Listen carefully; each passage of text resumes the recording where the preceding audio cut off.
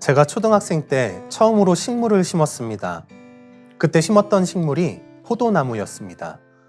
목장을 하던 이모네 집에 가면 당시 제 키보다 훨씬 컸던 덩굴 아치가 있었는데, 보통 덩굴 아치에는 장미를 타고 올라가게 하지만 저희 이모네 집에 있던 덩굴 아치에는 포도 덩굴이 타고 올라가 있었습니다. 여름이 되면 잎이 무성해져 보기에도 멋지고 열매도 열렸습니다. 물론 열매의 크기는 작고 맛은 꽤 신편이었습니다. 저는 어려서부터 신 걸 좋아해서 그 포도 열매를 종종 따서 먹곤 했습니다. 제가 그 포도나무를 좋아하는 걸 알고 이모가 구불구불한 가지 하나를 저에게 주셨습니다. 이거 심어볼래? 보통 식물을 심을 때는 씨앗을 심는 걸로 알고 있어서 저는 당황했습니다. 꺾꽂이라고 하는 거야. 어떤 식물은 가지를 가져다 심으면 뿌리를 내리고 나무로 자라게 할 수 있어. 저는 너무 신기했습니다. 그 꺾인 가지를 들고 집에 와서 물에 담갔다가 화분에 심었습니다. 자라는 화분을 보며 저는 생각했습니다. 가지에도 생명이 있구나. 요한복음 15장 5절에는 예수께서 자신을 가리켜 포도나무라 하시고 제자들을 향해서는 포도나무의 가지라고 말씀하시는 장면이 나옵니다. 처음 이 말씀을 읽고 이상했습니다. 포도나무 가지는 나무에서 잘려나가도 죽지 않고 뿌리를 내릴 텐데 왜 하필 포도나무로 말씀하셨을까? 예수님이 저처럼 꺾꽂이를 안 해보셔서 그랬을까요? 그건 아닐 겁니다. 좋은 상품의 포도 열매를 맺기 위해 건강하지 않은 가지를 잘라주는데요. 이런 가지들은 뿌리를 내릴 힘이 없습니다. 말씀에 나온 것처럼 장작으로 사용되죠. 이어서 7절에는 이같이 말씀하십니다. 너희가 내 안에 거하고 내 말이 너희 안에 거하면 무엇이든지 원하는 대로 구하라. 그리하면 이루리라.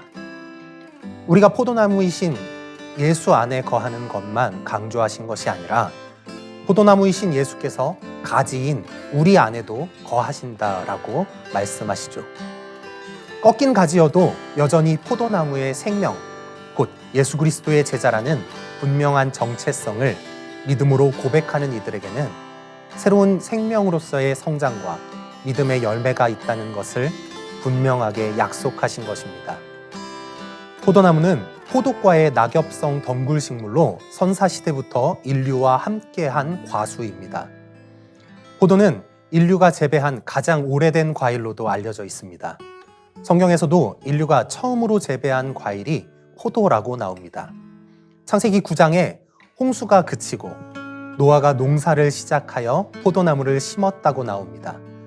역사적으로는 약 1만 1천년 전 지금의 아르메니아, 조지아, 아제르바이잔을 포함한 코카서스 지역, 그리고 서아시아 지역에서 거의 동시에 재배했을 것으로 추정합니다.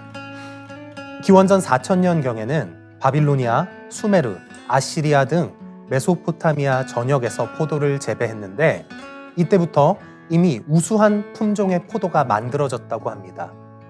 민수기 13장에 나오는 가나안 정탐꾼들이 포도송이가 달린 가지를 둘이 막대기에 꿰어 메고 돌아왔다는 기록이 과장이 아닐 수도 있습니다.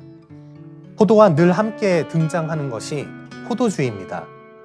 성서의 배경이 되는 메소포타미아 지역은 마실 물이 늘 부족한 지역인데 포도주는 아주 훌륭한 대체 수분 공급원이 되었습니다. 왜 포도즙이 아니라 포도주를 마셨는지 궁금하신 분들도 계실 텐데 잘 익은 포도 껍질을 보면 흰색 가루가 덮여 있는 것 아시죠? 어떤 분들은 이것을 농약으로 아시는 분들도 계시고 또 포도의 당분이 가루가 된 걸로 아시는 분도 계시는데 이 흰 가루는 천연 효모의 일종입니다. 그래서 포도는 그냥 즙을 내기만 해도 바로 발효가 시작되고 금방 술이 됩니다. 그래서 술로서 포도주를 소비했다기보다는 물 대신 포도주를 마셨다고 보는 것이 더 맞을 것입니다. 무엇보다 포도는 맛도 있고 영양도 풍부하여 그에 따른 별명도 다양합니다. 과일의 여왕, 풍요와 다산의 상징, 신이 인간에게 준 선물. 이러한 배경에서 포도가 성경에 유독 많이 등장하는 이유는 충분하다고 봅니다. 신기하게도 성경은 포도에 대해서 몹시 부정적으로 표현하기도 하고 반대로 아주 긍정적으로 표현하기도 합니다. 그 사용이 매우 극단적입니다. 민수기 6장을 보면 나실인이 나옵니다. 나실인은 일평생 혹은 특별한 헌신을 위해 한시적으로 세상과 단절하고 스스로를 구별하여 하나님께 자신을 봉헌한 자를 말합니다. 구분된 나실인이 되려면 절대로 금지해야 할 행동이 있는데 그것은 서원 기간 머리에 삭도를 대지 말아야 하며 시체를 가까이 하면 안 됩니다. 그리고 마지막으로 포도나무에서 나는 소산물을 어떤 것도 먹으면 안 되었습니다. 예레미야 35장에는 레갑 족속이 나옵니다. 그들은 선조 요나답의 명령에 따라 평생 동안 집도 짓지 않고 장막에 살면서 포도주를 절대 마시지 않았습니다. 심지어 포도를 파종하지도 포도원을 소유하지도 않는 구분된 삶을 살았습니다. 창세기 9장에서 노아는 홍수가 끝난 다음 처음으로 지은 농사의 열매로 포도를 수확합니다. 그리고 포도주를 마시고 취하여 벌거벗어 자기 죄를 노출합니다. 그리고 이 일은 자기의 손자인 가나안을 향한 저주로 이어지죠. 이처럼 포도는 거룩한 삶을 위해서는 피해야만 하는 열매이며 죄를 짓고 저주받게 만드는 땅의 산물입니다. 그토록 경계하던 포도나무를 어떤 본문에서는 가장 거룩하고 경건하게 사용하기도 합니다. 처음 말씀드린 바와 같이 요한복음 15장에는 예수께서 자기 자신을 가리켜 나는 포도나무다 라고 말씀하시죠. 물론 상징적 표현이지만 포도나무를 가장 완전하신 하나님의 존재를 드러내는 데에 사용한 것이 특별합니다. 또 예수님은 마태복음 21장에서 자기를 보내신 아버지 하나님과 그를 거부하는 사람들을 비유로 가르치시며 하나님을 포도원의 주인이라고 표현합니다. 예수께서 잡히시기 전날 밤 제자들과 마지막 식사를 하시며 떡을 가지사 축복하시고 제자들에게 주시며 받아서 먹으라 이것은 내 몸이라 하셨습니다. 또 잔을 가지사 감사기도 하시고 그들에게 주시며 너희가 이것을 다 마시라 이것은 죄 사함을 얻게 하려고 많은 사람을 위하여 흘리는 바 나의 피 곧 언약의 피니라 하셨습니다. 포도주를 예수의 피 곧 우리를 구원하시기 위해 흘리신 그리스도의 보혈이다 하셨습니다. 이 말씀에 따라 교회는 전통적으로 주님의 살을 먹고 주님의 피를 마시는 성찬식을 행합니다. 여기서 포도주는 우리를 거룩하게 만드는 하늘의 열매라 할 수 있습니다.